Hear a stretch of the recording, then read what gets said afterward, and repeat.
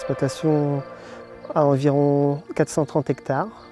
C'est une exploitation de type polyculture élevage, c'est-à-dire il y a environ 130 hectares de culture et le reste est en herbe.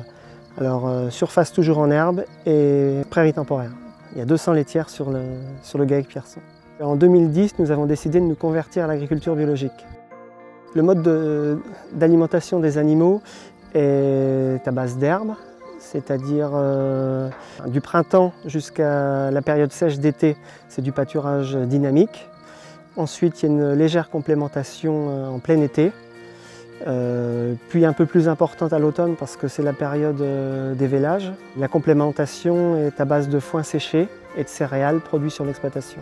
Les prairies temporaires sont des mélanges de type mélange suisse, c'est-à-dire qu'il y a plusieurs sortes de raies gras, de la fétuque, de la fléole et plusieurs sortes de trèfle, et voire même dans certains mélanges du lotier.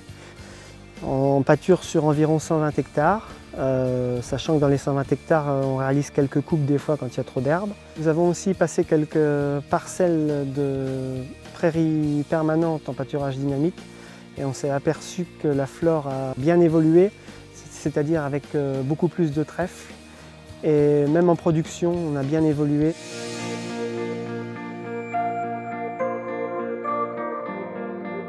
Dans des prairies plus de type prairie temporaire, eh bien, la production est moindre au printemps qu'une prairie conventionnelle qui a reçu de l'engrais, mais par contre elle est plus durable sur l'été. Donc ça étale la production.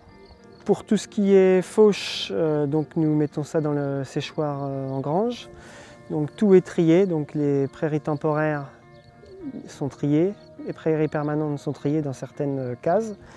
Et ensuite, nous réalisons chaque année des analyses de fourrage par prairie pour savoir la qualité de celle-ci. Je me suis dirigé sur une production par vache stable. Par contre, j'ai stoppé tout ce qui est apport de concentré, même de foin en plus. On peut parler d'autonomie alimentaire parce que nous n'achetons pratiquement rien à l'extérieur, si ce n'est quelques fois du soja pour complémenter la ration hivernale en fonction des années. Le gain de productivité est énorme par rapport à la méthode qu'on pratiquait avant. Aujourd'hui, en étant en pâturage dynamique, on a un bilan carbone qui est tout à fait positif, étant donné qu'il n'y a aucun engin qui fonctionne sur l'exploitation. Il y a des éleveurs qui arrivent à sortir plus de 10 000 litres de lait par hectare de prairies pâturées. Pour atteindre ces objectifs, c'est déjà réaliser des formations chez ces gens-là. Parce qu'aujourd'hui, il n'y a pas beaucoup de formations sur le marché. Ça arrive qu'on se concerte entre agriculteurs du secteur. Il y a aussi une histoire de fumure. Aujourd'hui, on a un méthaniseur sur l'exploitation. Ça fait 2 ans qu'il est en service et on s'aperçoit que dans les parcelles qui reçoivent du digesta, l'augmentation de production est quand même importante. On pourrait dire que autonomie ne veut pas dire autarcie, c'est-à-dire qu'on vend à l'extérieur quand même pas mal, que ce soit les céréales ou alors du lait, quand même beaucoup de lait.